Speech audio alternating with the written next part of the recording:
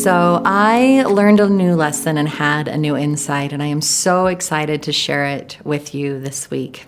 I've always believed that asking for help is the strongest thing that you can ever do when you are in need. It's acknowledging that you have a need, being able to give voice to that need, and then trusting somebody else to fill it. It's the most powerful and amazing thing.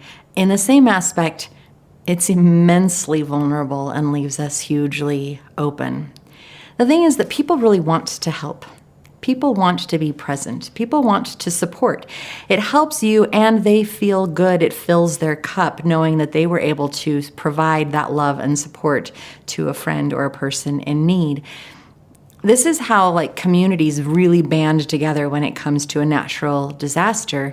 In coming together to help everybody and support everybody, you find this new unity and this new beautiful strength. And not only that, you realize that you are not alone. You have people around you that want to help and support and be present. And you create new bonds and strength in that. I'm often one who gives a lot. I love to give, I love to support, I love to help people. Last week, or recently, I really needed additional help coming in. While I was supporting a friend, I desperately needed that support too.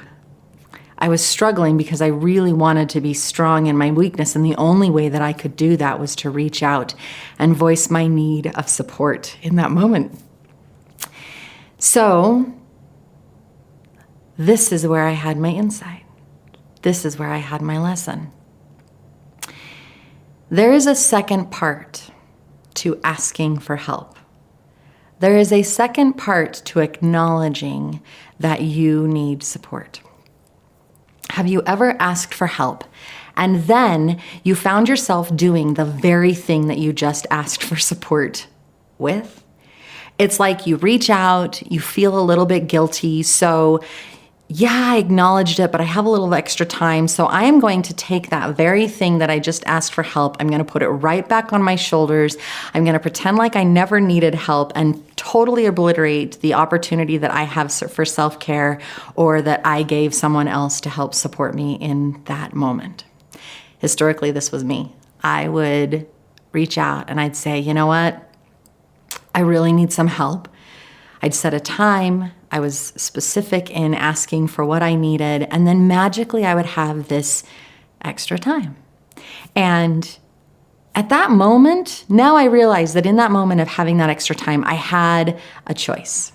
And my choice was, do I want to take this extra time and just do the thing that I asked for help and pretend like I had my shit together all along? Or do I want to stop, acknowledge this extra time as a gift, and with gratitude, give myself a little bit of self-care?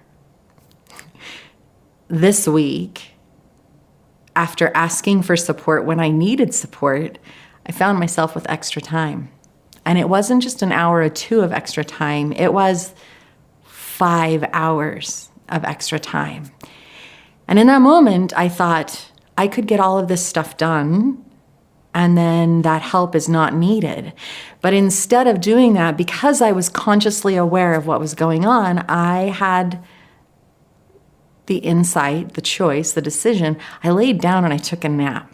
I decided to recuperate a little bit. And as I'm laying on the couch, emotionally, physically, mentally exhausted, like I was drained, and I'm laying on the couch and I thought, yeah, but I could go, no.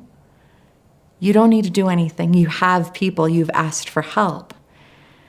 So I'd lay back down and let things go. And I didn't understand, my brain was going, why is this so hard for me to allow? Why is it so hard for me to say, it's okay, I'm in need, allow the gift of somebody to help me? The answer is going to be different for everyone. Maybe you've asked for help and you've said, this is what I need. And yet then all of a sudden you are showing weakness is simply unacceptable. You cannot be weak. And if you ask for help, then you are absolutely weak. So you fix it. You do it instead of asking for help. Or maybe it's the fear of judgment that your situation is just unacceptable to somebody else. So you want to avoid the judgment and say, never mind, I didn't actually need your help. Or maybe you feel unworthy, that you have asked for help, you need that help, but then somehow, some way, deep inside, you feel, am I worth that? Am I worth somebody else's love and support and help? Whatever reason it is, I'm sure there are a myriad of other reasons that people ask for help and then negate the need for that help. For me, it was a myriad of things. For me, it was a combination of things. On the one hand, it was, I didn't want people to know that I didn't have my shit together, because I usually have my shit together. I'm usually very with it and focused and able to do it all. And yet in this moment, because I was so tired and drained, I couldn't do it all. And I didn't want people to see that. My insecurity was, oh, really? I don't want people to know that I'm human. If people know that I'm human, am I less than? And that just was not, it didn't sit well with me. But instead, I stopped. I took a rest. I made myself consciously sit back. And I allowed that support to come in. Now, I know that I came out of last week so much better because I allowed that. Because I allowed people to come in and help me. I allowed people to give me that boost. It wasn't easy. I'm so grateful for that lesson, for that reminder that asking for help is hard, and yet receiving it is a gift. You reach out and ask. Then you reach out and allow. I'm still grieving. I'm still challenged. Grief is a day-to-day thing, and it doesn't look the same for anyone. It is so different. And grief is more than the loss of a loved one. It may be that you lost a family pet. Maybe you lost a job. Maybe you lost your home. Maybe you were in a crash and you lost your favorite car, or perhaps you broke your favorite mug. And what may seem like a small thing to one person as far as grief goes, maybe it's that mug. And one person says, it's just a mug, it doesn't matter. And yet another person says, no.